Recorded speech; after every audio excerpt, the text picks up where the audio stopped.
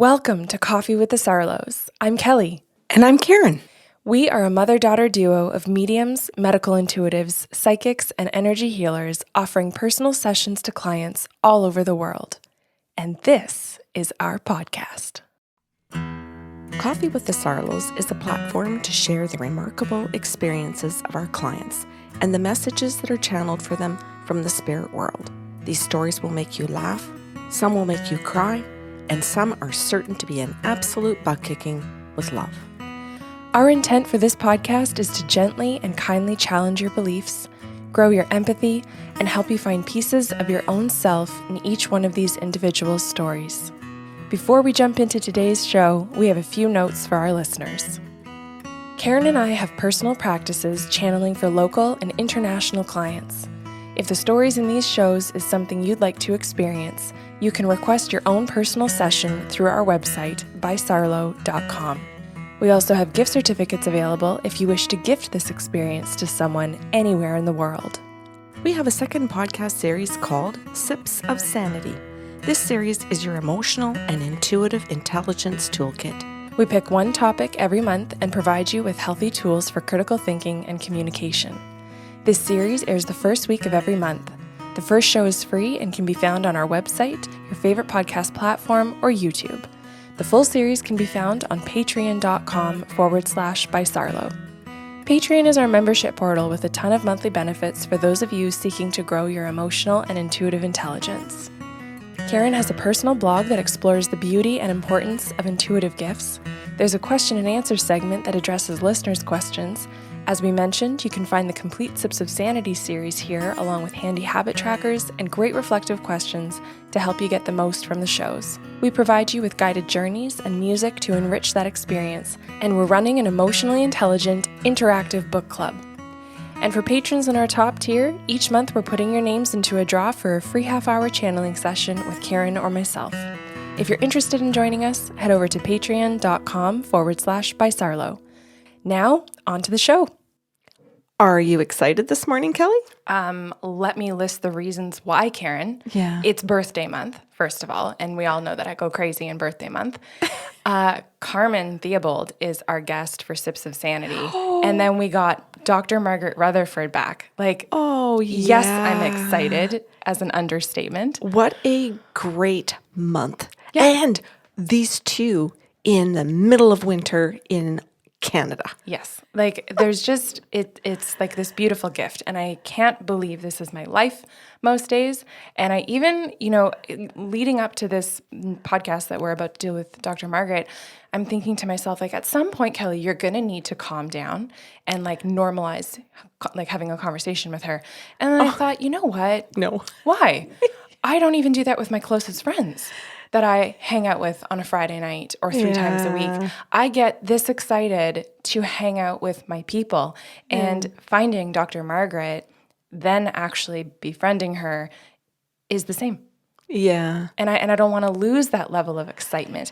Now, I think the added level that I'm experiencing right now is being able to share her with our audience. Yeah, we've done a ton of work with our patrons on patreon.com. In regards to the attachment styles. And the whole purpose of asking Dr. Margaret to come and be with us again and share with everybody is because we wanted people to understand what it is to be healthy. Mm-hmm. And society is showing us so much of what unhealthy looks like, that Margaret's going to come on and show us what healthy is. Yeah. And, we say in the podcast too, we value both parts of the education. And we kind of use The Office as an example, multiple times here. I absolutely love this show. It's brilliant. It's fantastic. It's one of the funniest shows running.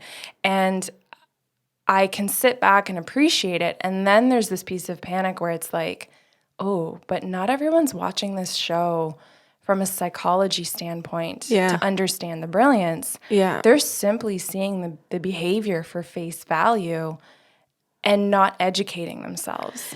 And then what we call normalizing the behavior. And that's not okay. So like you said, the intention was to talk about what does healthy actually look like? Mm-hmm. How can we make that normal? Mm-hmm. So let's move along and let Dr. Margaret explain it to us. Yes. Good morning, Dr. Margaret. Welcome to our show. Good morning. Thank you so much for having me. I really appreciate it. What was about 2 years ago, we had a conversation and I so enjoyed it. And so I'm delighted to be back, guys.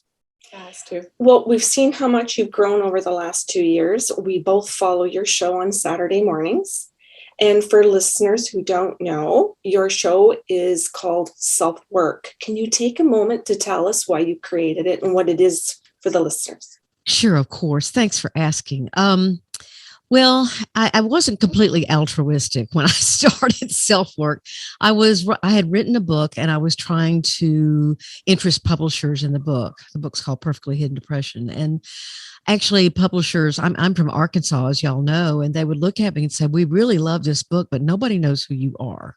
Mm-hmm. You're not in Los Angeles, you're not in New York, and so you're in Arkansas. So anyway, I thought, well, what could I do that I would really enjoy? Because I don't like to chase after followers.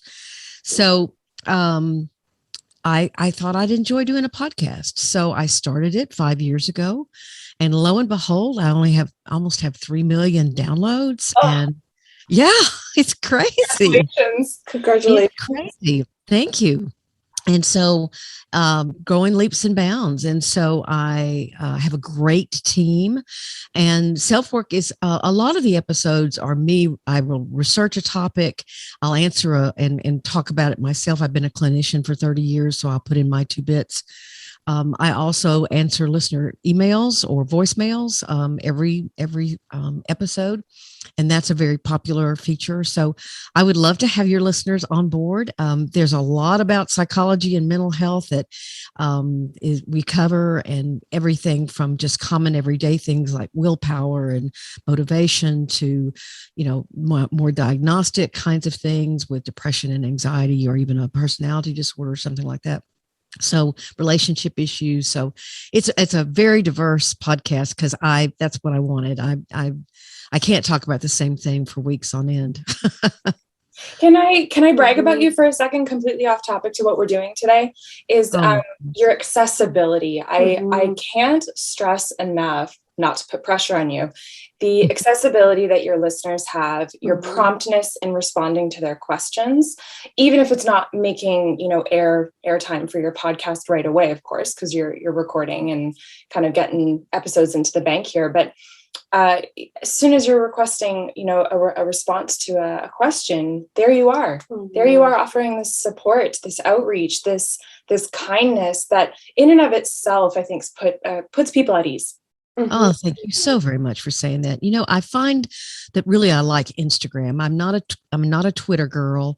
Yeah. I have a Pinterest account. I don't like to shop. So I have someone put my stuff on there, but I'm not much on Pinterest. But I love Instagram, and I love the way that I can take the time. It takes 2 seconds to react and to respond. I used to be able to answer every listener email because I didn't get that many of them. Now I can't do that, but I do read them all. And I try to group them. Okay, people are talking about this issue or that issue, and I will try to get back at least with some answer to their question. But thank you. People are wanting information. They're starving for information, and good information, and solid information, and non-jargonistic information. So I'm happy to try to do that, and I'm always honored that people actually trust my opinion. I always tell people I'm not always right, but you're gonna hear what I think, and then you can decide whether it fits or not. And I mean that very sincerely. So, but thank you. That's very kind of you to say that. Yeah, our pleasure. So, can we jump into our much anticipated topic? Sure.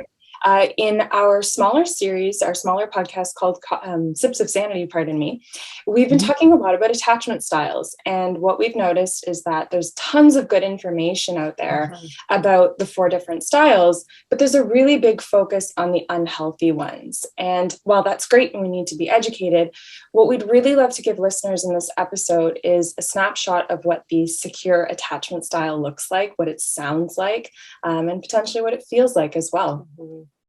Well, I should have asked my husband to come on, and I could have. Oh, No, wow. I'm kidding. It would have been we good have though. we have some healthy things in our relationship, but we Yeah. struggle just like everybody else. Yeah, I'm more than happy to focus on that, because I do think that people, you know, they say, for example, well, if I go to therapy, therapists always focus on problems. And actually, there's a lot of educational aspect to therapy where people are saying, I hear these are your strengths. I really hear a lot of strengths in your relationship. And I hear compassion, I hear cooperation, I hear negotiation, I hear respect for others, respect for your partner. But this is what I hear. I hear a little bit of sarcasm. There's a little too much sarcasm, or you seem to focus on your children a lot and not enough on your relationship. So, our job is to both point out to people what they do well, and also to see how they could tweak what they do to make it a little healthier. Beautiful. That's good. That's good. Can we start by asking you to describe, if we're looking at a secure attachment style of somebody who's healthy, what type of parenting they might have had when they were a child?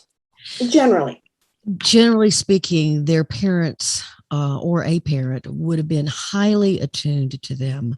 Mm-hmm. I often give the example, if you see your child coloring with red, you say, gosh, you really look like you're enjoying red. Why do you like, what do you like about red? Oh, it's the stop sign color, or, my hair is red, or something like that. And then you just notice what they do and what they like and what they are seemingly curious about. And that kind of attunement and reflection actually gives a child the sense of being seen, the sense of being understood, where, when they start coloring with blue, and you say, oh, you've changed from red to blue. Now, I'm being a little maybe overly dramatic with my example, but what I'm trying to say is you notice their individuality, you notice the things that they're passionate or curious about, and you simply reflect that back to them.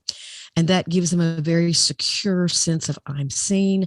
When they cry, or when they say they're hungry, you respond to those needs. And mothers often can say, I don't care how many children are in the room, I hear when my child is crying. And you have this sense of, and so I know what that cry means. I know if it means I'm bored. I know if it means I need to be held. I know if it means I need to be changed. And that kind of attunement is what secure attachment is all about. And then what happens gradually is that as the child begins to be more curious about their external world, then you allow them to safely go do that, and you remain constant for them. You're sort of their anchor. You're what they come back to. And that doesn't mean you can't ever go anywhere.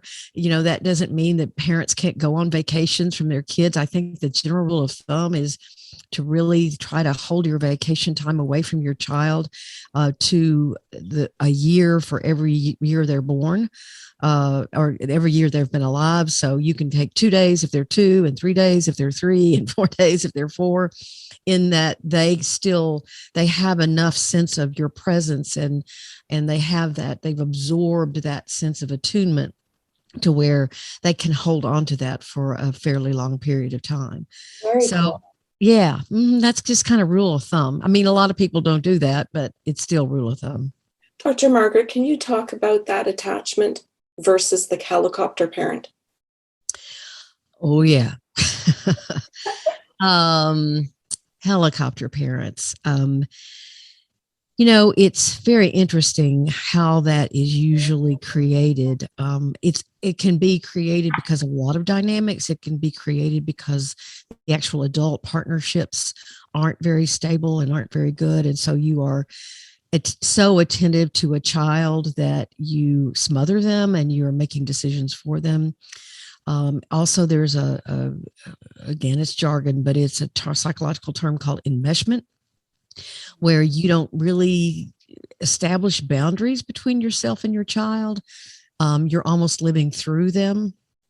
And I think some helicopter parenting is like that. There's we've all heard the example of the maybe the son or the daughter that's a cheerleader, and the mom, hangs out with the cheerleaders all the time, and, is kind of a part of the gang. And that's enmeshment. That's living your life through your child. I think it can be because of, over concern about success and sort of seeing your child as an extension of you. Meaning, if my child makes A's, then I'm a good parent. If my child is on the best, goes to the best college, then I must be a good parent. So you are judging you're evaluating the quality of your parenting by how your child does. Now, we're all proud of our kids if they do something well and they seem to really love it and be immersed in it, and it's something that brings them joy. But there's, separating out that sense of, I am you, and you are me. Is that right? Is that good English? And so helicopter parenting is not attunement. It is, let's go back to our red blue thing. It would be like, oh, you're coloring with red, but don't you see there's some pink in there? So we need to do pink. And now, don't you see there's yellow? You're not letting the child explore colors. You're telling the child what they need to do next to be successful. Mm-hmm. Yeah, one of the markers, and you can correct me if I'm wrong, or the terminology as well, is that there's anxiousness with the helicopter parent. It's very driven by anxiety. And with the secure attachment, it's very driven by curiosity. Wanting to foster and encourage this sense of self in you, where both parents and child can know each other but not be the same person. Exactly. I think that's a great distinction.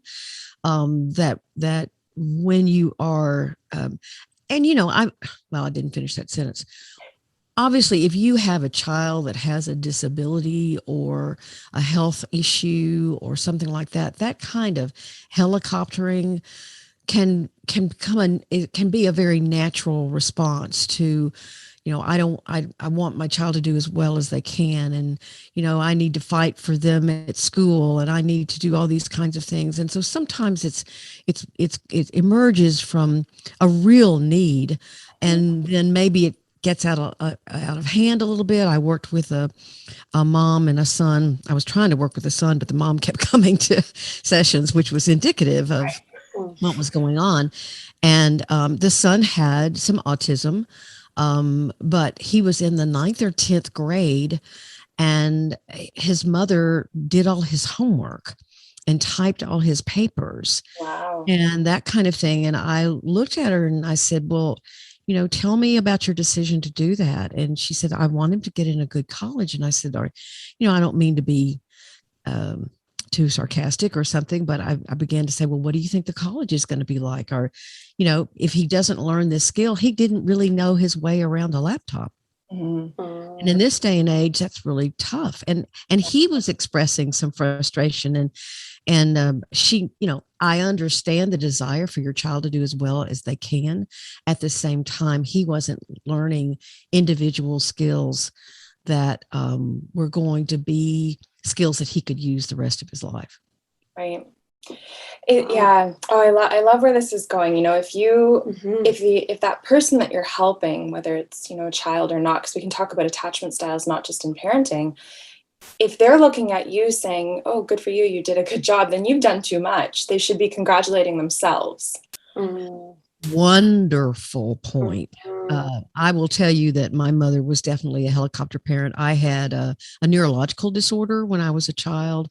My body temperature, my hypothalamus didn't work correctly, and I could get cold and warm, and my body could warm up. But if I got hot, my body couldn't cool down, so I couldn't go outside in the summer. And I had a weird EEG for a long time. Was on medication, and yet my mother took that, and I became her sole focus, and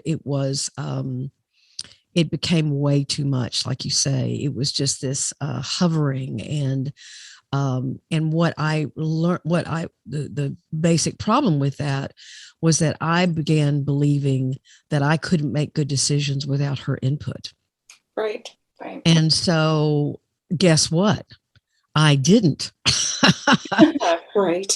Because I hadn't practiced much making choices myself. And I got to my 20s. I'm not blaming this on my mom, but I'm acknowledging that that dynamic was a part of this. And I made terrible choices because I actually was looking for someone else to control me, and I chose very controlling relationships. And so maybe if I'd fallen on my face a little bit before then, that I might have made better choices along the line. But, I gradually grew up, but it took me some time. Like most of us. Yeah. So I think what I'm hearing there is that you're pointing out that healthy people fall flat on their face. Oh, yeah. And that when they do, they're not destroyed by it. Correct. Perfectionism is rampant in our culture. And one of the beliefs is that if my mistakes define me, but my mistakes are facts about me. They can be even shameful or disappointing or frightening, or they make you angry, or they're embarrassing, but they're no more powerful if you don't make them. They're no more powerful than the things that are your strengths and that you do well. And I have a passion for getting that message out. That's really a huge message in my book. So, but I think that too many people want to hide their mistakes, hide their vulnerabilities. Of course, Brene Brown talks a lot about how talking about your vulnerability is a strength. Mm-hmm. And I firmly believe that as well. So I think that in healthy attachment, in healthy relationships, there is a sense of, I know what my strengths are. I know my value. And I also recognize my vulnerabilities, and I recognize how those vulnerabilities are going to impact my relationship, be that with my child, be that with my spouse, be that with friends. I can be impatient. I'm way overly time. I'm kind of consumed with time sometimes. Well, how long is this going to take? Well, what time are we going to be there? It's not an attractive part of my personality, really. And it gets in the way sometimes in my relationship because I will be getting impatient, or I'll be hyper aware of time rather than just hanging out in the present and being there. And I have to kind of watch that. Now, some of that is I'm very punctual. I can get a lot done in a short period of time. So sometimes it's a strength as well. But, my husband will often tell me, the tortoise won the race, not the hare. So Yeah, he's using some humor.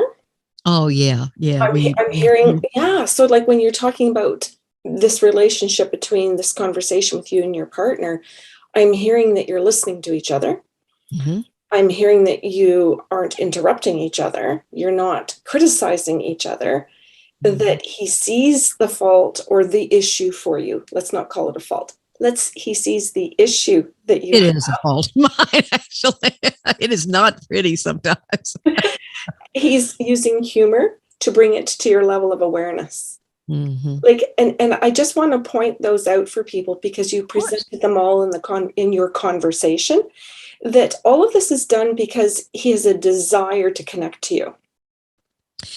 Yes, and his style is I use humor to reach out. It's his way of being intimate. It's he's a funny guy, and he makes me laugh all the time. And so, that is really the way that he reaches out, and I understand that. And I don't mind being called a hare. I am sort of hare-like sometimes. So, but often I think people tend to think that healthy relationships do not have conflict within them. And it's really how you handle that conflict. And one of the things that I think is so important, in fact, Julie and John Gottman have talked a lot about this.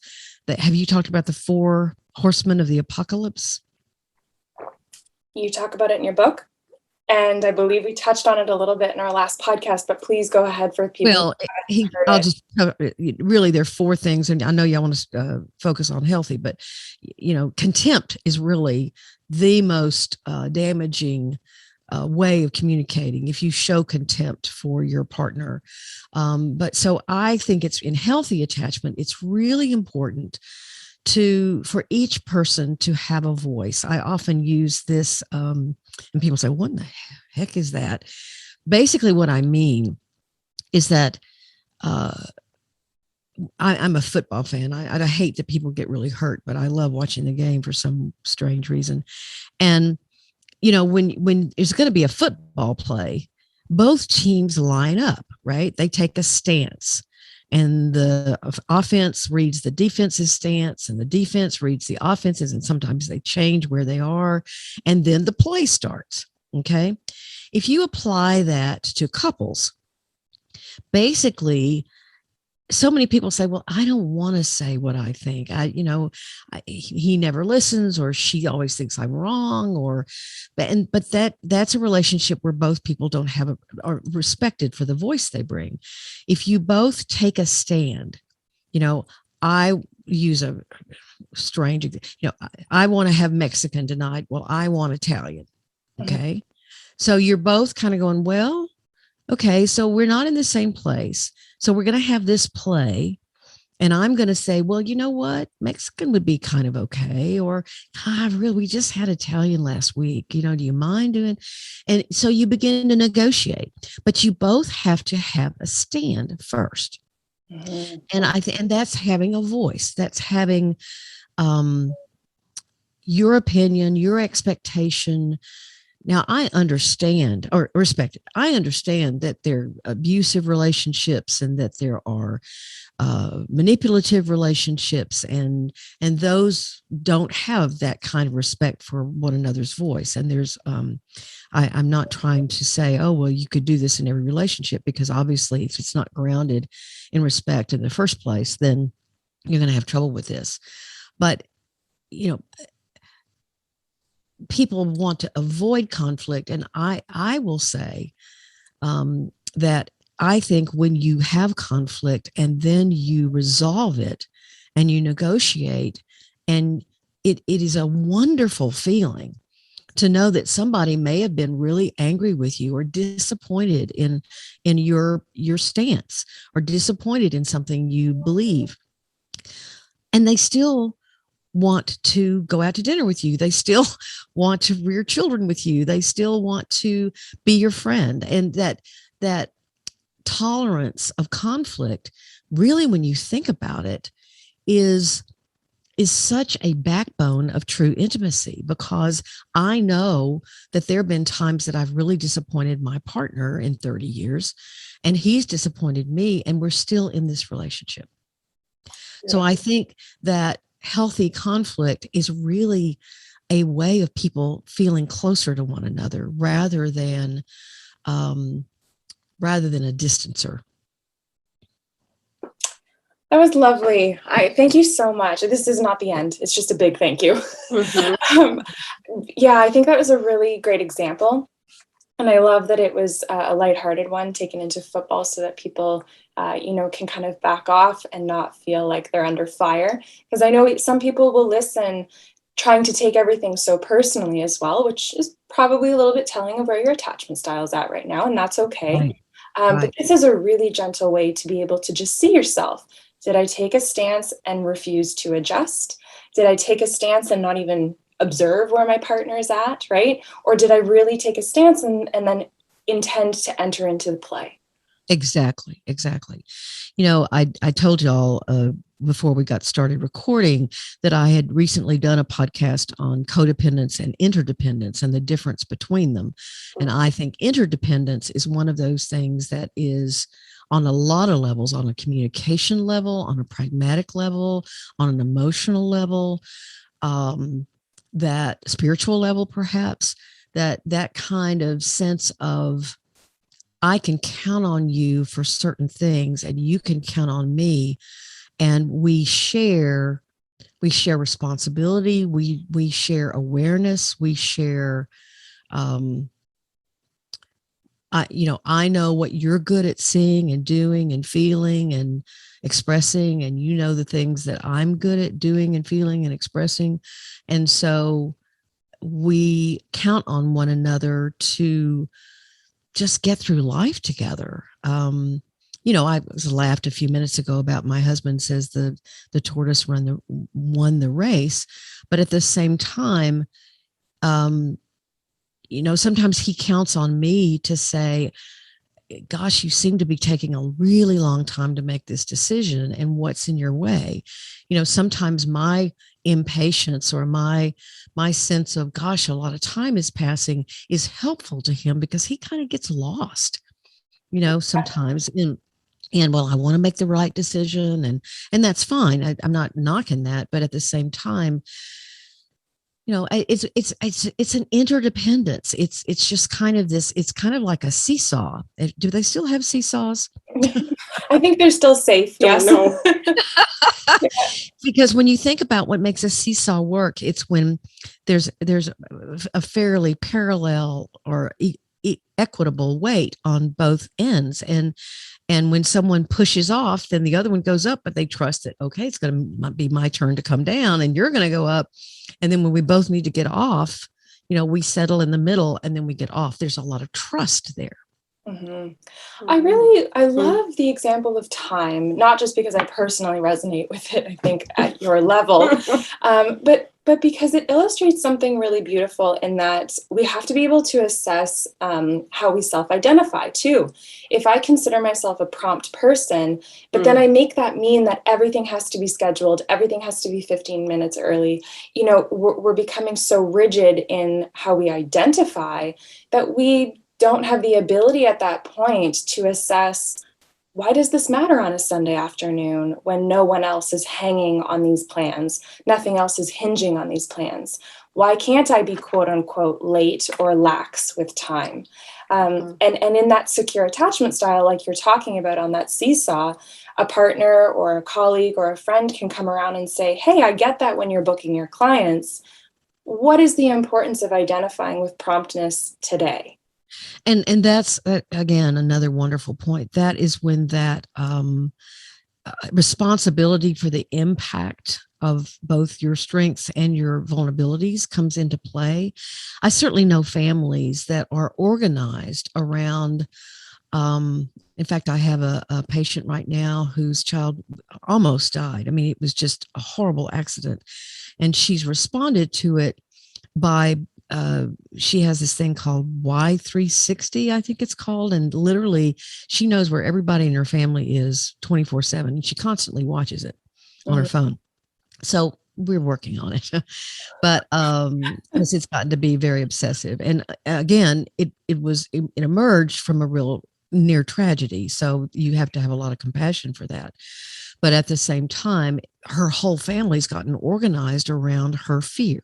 And she's beginning to recognize that and say, I don't like that, but it's good. Families do that. Families organize around, well, this will make mom mad, or this will, we only do what the adults want to do on a vacation, or they'll just organize around someone's struggle. And instead of someone saying, wait a minute, it's far healthier for us to talk about this and to negotiate around your struggle, to not ask you, well, you just quit it, just stop your struggle, stop it, that's stupid. You don't want to do that either, but at the same time, you don't want that vulnerability to govern the entire family. Oh, you brought us all the way back to my favorite word, Dr. Margaret, process. I love it. When I'm listening to you and when I'm listening to Kelly, when you're talking about where the people get stuck and not be able to be healthy, they're stuck in some form of a process. I'm hearing repetitively that what your job is, as far as you can correct me if I'm wrong about that, is to help people find a healthier process, and to be able to, in that way, to be able to see it from different perspectives, not just their own. Yes, Karen. And that's called empathy. Yes, well summarized. Empathy. And when we have empathy for other people, we see, wait a minute, I'm only seeing this from my perspective, and I need to try to walk around in their shoes for an hour or a minute or whatever it takes to say, oh, I didn't realize that given her or his stance on this or their stance on this, that they wouldn't want to do this at all. Or, it's having empathy and making sure that empathy is part of that process. Beautiful. Or process, as you say. I love the way you said that.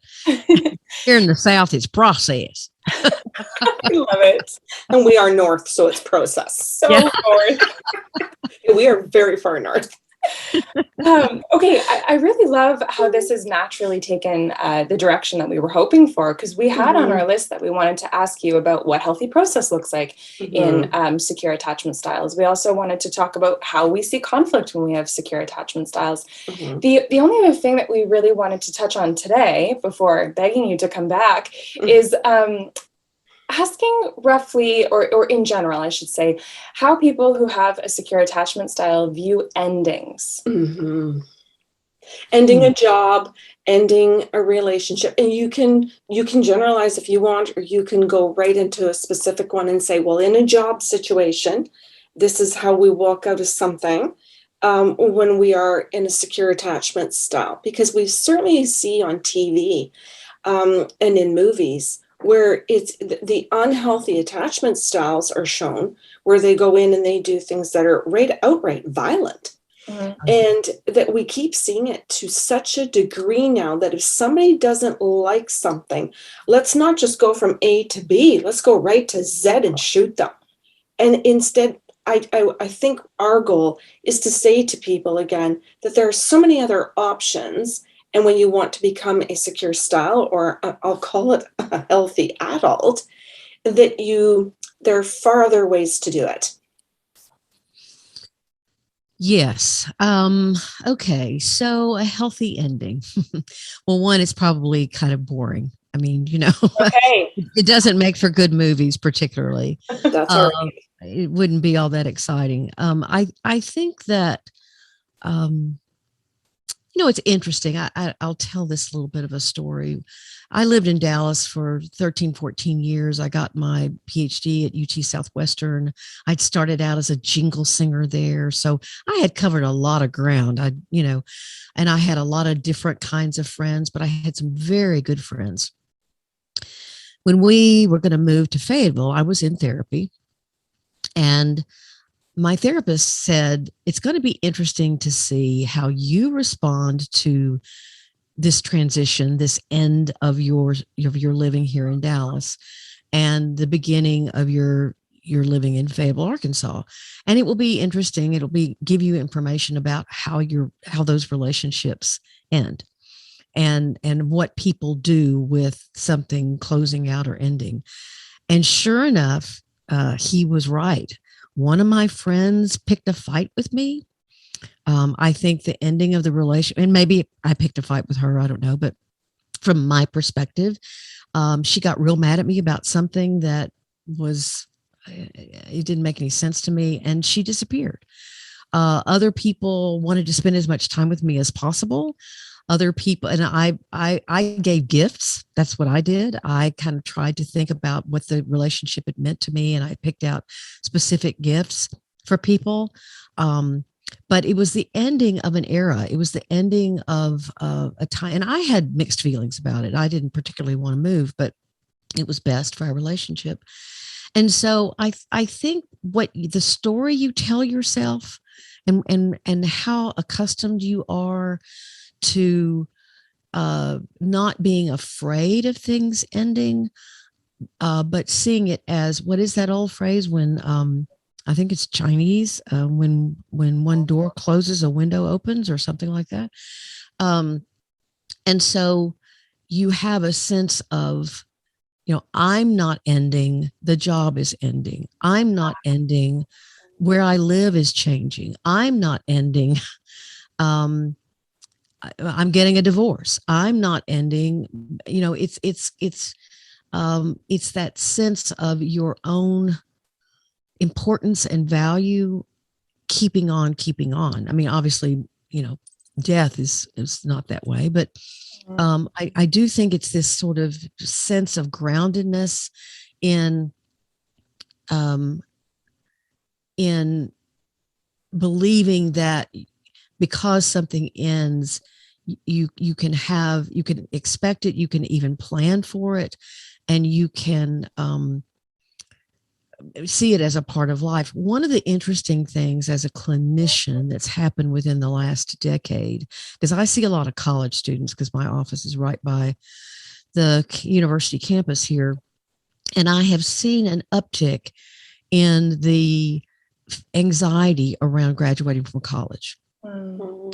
That I have seen much more of a sense of, I don't know what I'm going to do. I think that's basically because of the enormity of the world. I think now what your friend you have a friend in Italy, or you have a friend in Maine, or you have a friend in Arkansas, and you see there's just this panoply of examples of directions your life could go. And so you're overwhelmed by that. Is this going to be the right kind of transition for me to make? But I think, there's another thing that comes to mind. Sorry, I'm a little bit rambling here. I had a patient one time who she had come in. I can't even remember why she was actually there. This was years ago. But what I did notice about her was she had like 3 or 4 children, and she was going through quote unquote empty nest, and she didn't seem to have any problem with it. And I only had the one son, so I was scared to death of empty nest. And I said, what did you do that helped you prepare for the ending of this kind of parenting? And she said, I relished every moment. And so I think when you're afraid of things ending, maybe it's because you feel like there was still something else that you wanted to get from that you wanted to experience from that. And if you really try to have this awareness of the depth of your connection with the present, that can be a very helpful way of saying, so my present will change tomorrow. My future becomes my present. And it's that sense of I'm ongoing. I'm going to relish the next present and the next present and the next. Now, that doesn't mean that all things good happen. There are obviously things we have to grieve. And those things are also at times very difficult. But I think that if you are, people will say, if I start grieving, it'll never stop. And my answer to that is I've never seen that happen, except perhaps with sudden death or death of a child. I think you move forward. You don't necessarily move on. But what I'm trying to say is that most endings are, they can be grieved, and you can get angry, just like one of my friends did, or you can deny the relationship's importance, or you can justify and try to avoid being hurt, but at this, or just being sad, but you can tolerate the sadness. You can learn to tolerate it. Yeah, hopefully this is an okay addition. I'm also hearing too that for people with secure attachment styles, they are sure of what their constants are. So while they're processing an ending of something, they maybe even run through a list, reassuring themselves of, my constant is still the love and the relationships that I have. My constant is still my skills that are transferable if I'm leaving a job. And so the greater sense of self, like you said, I'm not ending, this event is ending in my life. Their constant is what holds them to that feeling of being grounded and being okay to grieve. Yes, aptly put, I think. And so, and also I will say, I'm 67 years old, and this process of transitioning from what I enjoyed 20 years ago, I either can't do anymore or it's not a part of my life anymore. And yet I think a huge skill in aging is to approach each year with, curiosity. We talked about curiosity at the very beginning. And this sense of this may be ending, but this is another, I can create something that I also believe in, and will be a good present, even given some of the struggles with aging. So, yeah, I think that's right. I love it. And I don't know what direction this will take. I wanted to add too, without being someone who counts your blessings to a detriment and leans into perfectly hidden depression, in a secure attachment style, there's also a beautiful reflection of, yes, it's ending. What beautiful things did I get out of it? What can I take with me? Geez, that should be asked in every divorce court. Because when I ask the question, Dr. Margaret, my head goes to the listeners who are really interested in hearing some of the tools here, because they're going into a divorce court, and they may have a partner who doesn't have enough emotional intelligence to assess anything, because they're just trying to drag them through or keep the enmeshment going. Mm-hmm. How long can I keep this divorce process in a court system to keep us enmeshed? Mm-hmm. So when part of me, when I ask that question, which is just purely in my own head, I didn't verbalize it. It's fun, and it's wonderful to hear you guys, the two of you, go back and forth and say, what do I look forward to? Because it isn't going to be in this courtroom. It can be something I look forward to when court is over at lunchtime or at 4:00. Well, I think anything. If I can interrupt you, I don't mean to. I am going to have to go in a few minutes. So, I think it's a huge reinterpretation process that goes on with partnerships ending, even friendships ending, anything ending. Is that you do? I've used this analogy many times. When when you're in a marriage or a partnership, you often do things you wouldn't necessarily want to do, or you make sacrifices, or that's part of being partnered. Mm-hmm. And so when you then get divorced, you say, well, why did I do all that stuff? That, it's like putting money in the bank for 20 years. And then you go to the bank at the end of the 20 years and there's no money. The thing that you expected to get from that kind of giving in a relationship, you're not going to get. And so I think there's a huge reinterpretation of exactly the question you just said.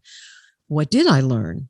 And people go, well, I have my children. I thought, well, that's great. But what did you learn? Yeah. And what did you experience? And how are you a different person than you were 5 years ago, 10 years ago, 20 years ago?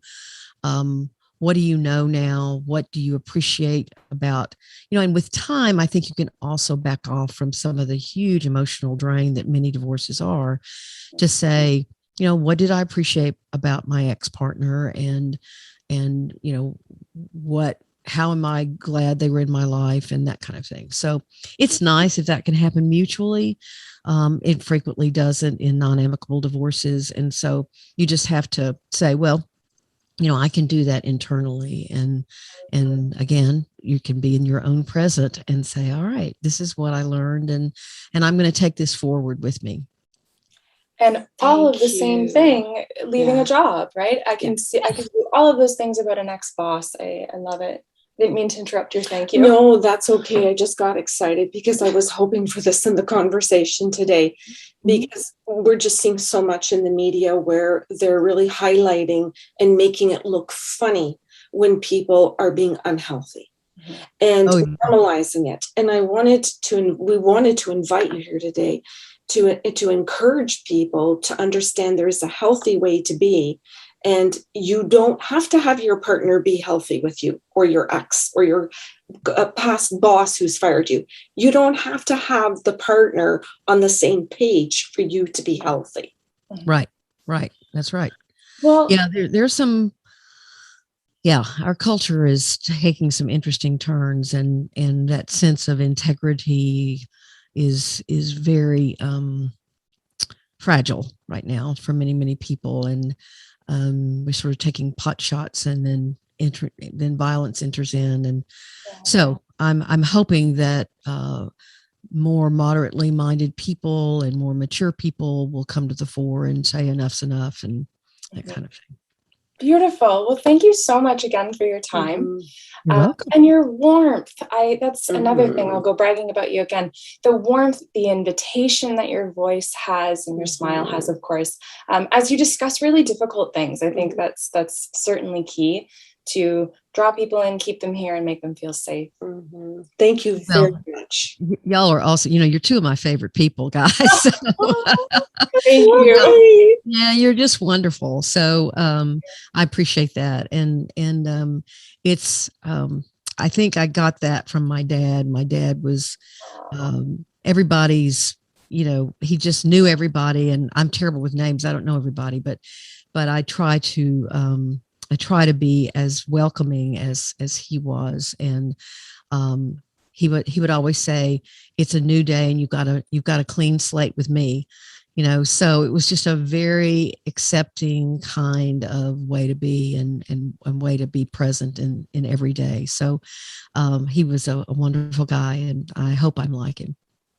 Beautiful. Well, there's an open invitation to come back at any point in time. I know our listeners have been looking forward to this, so we extend that to you and say thank you. Thank you so very much. I always have in the back of my mind, okay, I need to have a conversation with them about what they're picking up about me in their medium kind of world. So one of these days I would love to. Beautiful. Yeah. Well, I heard. Good luck. We wish you the best with self-work and with fireside chats. Yes. You know what? And I'm going to talk to y'all about that later. I'm trying to see if the audiences get a little bigger before I invite guests on, but because it can feel a little bit, why are we here with just 5 people? So we'll see. I still have y'all in mind though. So. Oh, wonderful. Thank we look you. forward to that. Okay. Take care. Bye. Bye, guys. And so is the love affair still on, Kelly? Yeah. Yeah, she just proves it over and over again. Yes. I was saying this to you as soon as we stopped recording. I was like, the most disappointing thing of that experience is that because it's on Zoom, you're staring at the black dot that is the camera. And so you have this wonderful connecting conversation with this superhuman. And you're like, I didn't even really get to look at her face. Okay, so everyone's going to notice that you did not and that you totally engaged with the camera. And they're all going to know, they're Karen laughing right now because it's like, no, Karen said, fuck that, and looked straight at Margaret. And it's like, I did.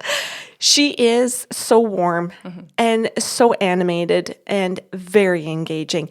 And I just remembered at the beginning trying to drag my eyeballs up to that Zoom or the lens on the computer screen. And I thought, no, I'm older and I'm allowed to not have to do things properly now.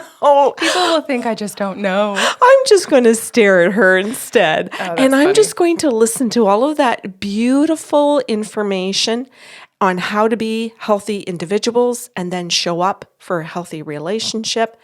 And I just thought, I just don't want to miss it. Yeah. Or her. Yeah. Yeah. And of course, there's magic in her voice too. So I certainly did benefit. But I'm happy for you.